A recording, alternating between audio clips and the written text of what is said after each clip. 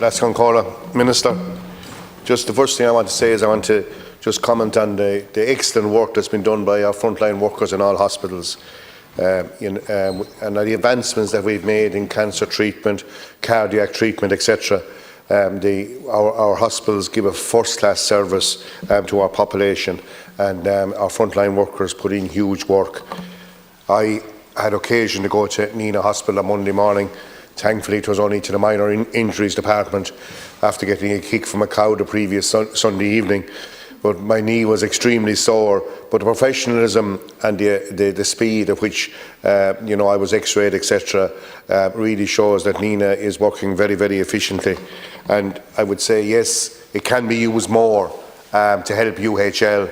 And yes, I would be talking about, I think we should be looking at building a modular unit there that would permanently provide step-down beds for UHL, and I think this would help greatly to ease the pressure on UHL going forward. But it's working very, very, very efficiently there, and the medical assessment unit there, which has been open over the last number of years and is now operating at full capacity, is running very, very, very efficiently as well.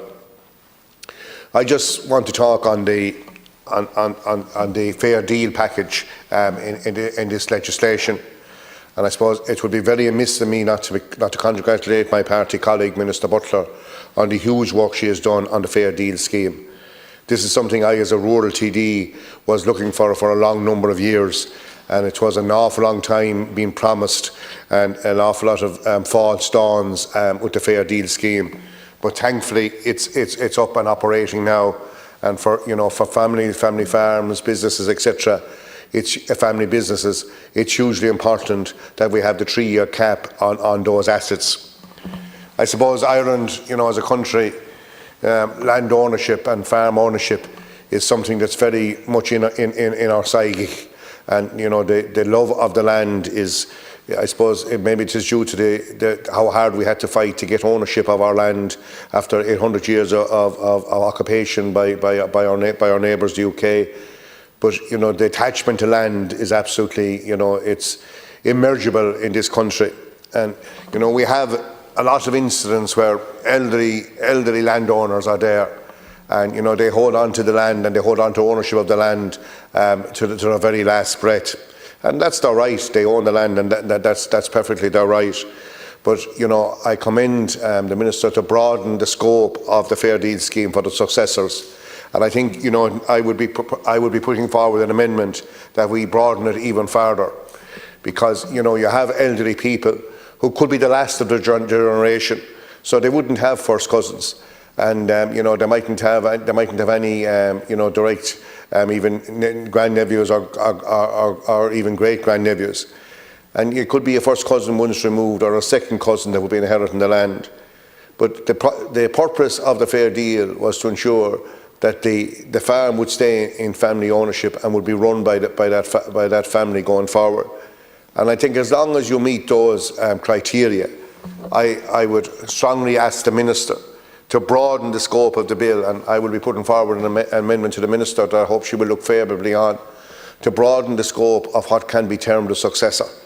And I think if you get the stats from the Department of Ag, they will show that an awful lot of our landowners are elderly, plus 70 plus, and haven't got immediate successors. So in order for a family farm to continue operating there, it's absolutely essential that we broaden the scope of the successor in this bill. And I suppose land prices have really spiralled in the last 12 to 18 months, so the fair deal was never more important. And the reality is, without the three-year cap on the fair deal and to allow an eligible successor to qualify for the fair deal, the farms would have to be sold to pay the nursing home bills. So the fair deal, I suppose we did doubt it for a long time, but I don't know how it's hard to comprehend how families manage to keep the farm together and meet the bills that were there. And I suppose a family farm, while it is worth a lot of money, it's actually only a vehicle to make a living, and that's what it is.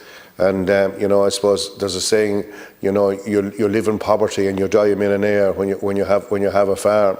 And I suppose that really rings true today with, you know, I suppose very, very strong prices being paid for farmland. But that is the reality. A farm is just the ability to deliver a living for someone. And we all want to pass it on to the next generation. And that's all we want to see, is the next generation working that land and hopefully pass it on in a better state than what we got it. And hopefully the next generation would have the same vision and ambition to be able to pass that on again. So I very much welcome the modifications and the amendments to the bill that the Minister is bringing forward. And as I said, I'll be putting an amendment to broaden the scope for the successor, as I think, you know, you can fully justify it, and it doesn't weaken the concept of the fair deal in any aspect. And I know Minister Butler, you know, has listened to a lot and has dealt with a lot of issues where we ran into problems with people qualifying for the fair deal scheme because, well, you know, land could have been rented for a period of time before the succession came in place, etc. And you know, there has been difficulties, but she has been very forthcoming in trying to try solutions to all those problems, where it was clear that the family wanted to keep ownership of the farm and wanted one of their own to farm that land going forward. So look, I'm delighted to get the opportunity to speak on this, and I will be putting that amendment to the Minister to broaden the scope of the successor, so as we can ensure that a family farm stays within that family ownership, whoever that successor is, as long as, you know, we can show a direct connection to the owner of the land. Thank you.